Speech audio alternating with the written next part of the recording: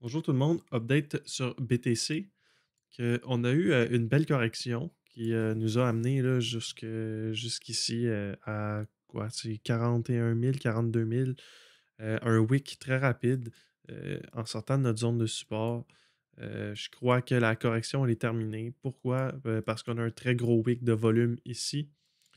Puis historiquement, chaque fois qu'on a un gros wick de volume, donc si on regarde notre wick de volume ici, là, puis qu'on met une ligne comme ça, on va voir que les wicks qui se sont ressemblés, c'est celui-là ici qui a marqué le bottom, celui-là ici qui a marqué le bottom ici, celui-là qui est pas mal plus gros.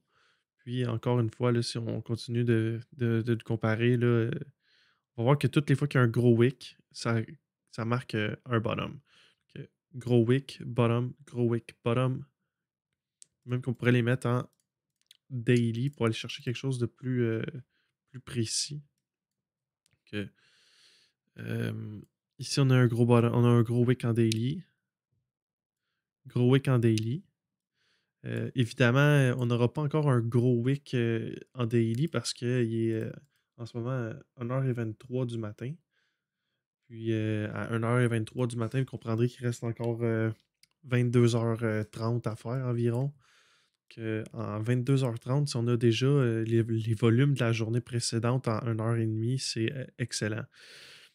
Après, on a le VPVR ici qui nous démontre là, que sur les prix ici, il y avait une grosse zone de support. Puis, on trouve, là, on voit le wick ici qui montre clairement qu'on trouve du support avec la 200 Simple Moving Average en daily qu'on avait parlé dans l'autre vidéo à 46 000 environ, qui nous donnait notre zone ici qu'on avait marquée pour les supports, avec celle qu'on avait marquée ici aussi. Donc, wick très rapide ici. J'ai eu l'opportunité d'en acheter là, sur toute la descente.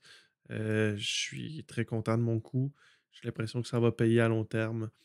Euh, Maintenant, ce qu'on voudrait voir, c'est comme on avait établi dans la vidéo précédente, une cassure du 21 Daily Exponential Moving Average. Casser la zone là, qui est ici, là, vraiment là, autour des 60 000, 61 000, 62 000. En weekly, si on regarde les moyennes mobiles, on a trouvé ici support sur, pour l'instant, la 50. Donc, la 50 weekly EMA, 50 weekly EMA. Euh, la 34 aussi. On semble trouver support dessus. Ou du moins, on va la tester pour essayer d'établir un support. Ici, on a notre 21. Que, d'après moi, là, tranquillement pas vite, la tendance va changer de côté. Puis, on va avoir notre compte du Elliott Wave là, qui va être notre 1, 2. Notre 3 ici qui va être commencé, ça va être la 1, 2 et 3. Il va falloir revoir le wave count parce qu'on va avoir quelque chose de quand même assez violent. Considérant que ça ici, c'était notre top, que maintenant, on aurait ça comme ça. Donc, le premier target pour notre vague 3 serait à 86 174. Donc, premier target pour la vague 3. Deuxième target pour la vague 3. Troisième target pour la vague 3. Puis finalement, quatrième target pour la vague 3. OK. Je pense pas qu'on va se rendre à 157 000 sur cette vague-là. Parce que je crois qu'on va être dans quelque chose de plus raisonnable là, à 86 000, 113 000.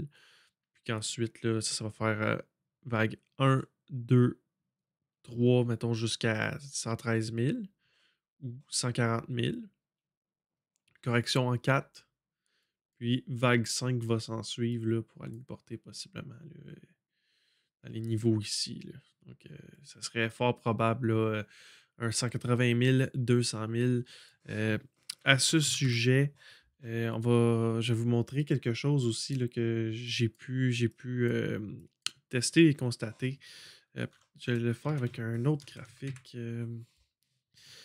BTC, USD, on va prendre Bitfinex peut-être. Déjà tracé, BTC, USD, Gemini. Ouais, Gemini, ça va être bon. Ok, on va prendre le Gemini. Puis, on va utiliser l'outil.